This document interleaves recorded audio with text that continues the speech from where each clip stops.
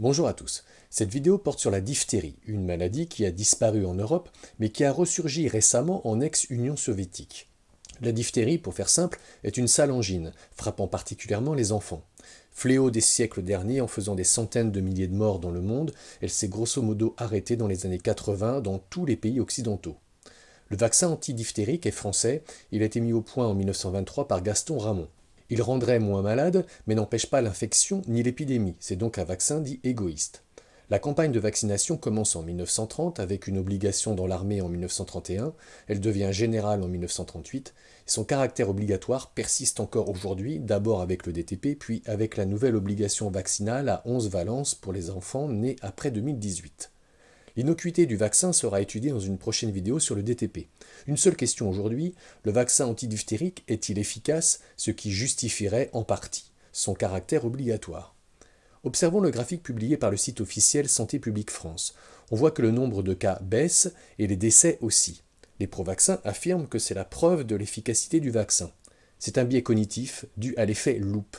Voici à présent un graphique qui montre ce qui se passait avant 1945. La mortalité chutait dès le début du XXe siècle, le vaccin est arrivé en quelque sorte à la fin de la bataille. Si l'on montre une partie seulement des données, sans le recul historique, on ne prouve rien. C'est très étonnant qu'un tel biais existe sur un site officiel, mais je n'en dis pas plus car je vais me faire taxer de complotisme. Prenons un peu de recul géographique. Observons la Suisse, pays voisin, au niveau de développement similaire à la France, la baisse de la diphtérie est la même dans les cantons vaccinés ou non vaccinés. L'argument de dire que la vaccination des uns profiterait aux autres est ici invalidé par le fait que le vaccin est, rappelons-le, égoïste. Voici d'autres arguments relativisant l'efficacité du vaccin. En France, pendant la Deuxième Guerre mondiale, l'épidémie explose alors que les enfants sont très bien vaccinés.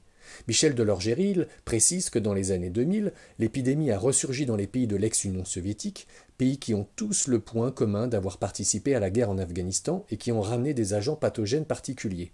La vaccination des adultes n'a pas empêché une deuxième vague épidémique. Il faudrait, pour clore le débat sur l'efficacité du vaccin, pouvoir comparer deux populations, l'une vaccinée et l'autre non, au moyen d'une étude scientifique rigoureuse.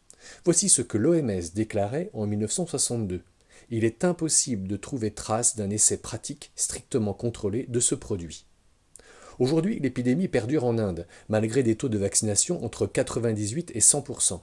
Face à l'échec du vaccin, tout ce que l'OMS suggère, c'est d'augmenter le nombre d'inoculations. Les plus grands experts américains reconnaissent qu'ils ont besoin de mieux comprendre les nouvelles formes de diphtérie et qu'il faudrait un nouveau vaccin. Tout le monde aura compris que l'actuel n'est pas à la hauteur. Alors que la maladie a disparu en France depuis belle lurette et que l'antibiothérapie s'est montrée efficace par le passé, pourquoi s'entêter à rendre obligatoire un vaccin égoïste qui n'a jamais fait ses preuves? Au minimum, qu'on laisse aux familles le libre choix.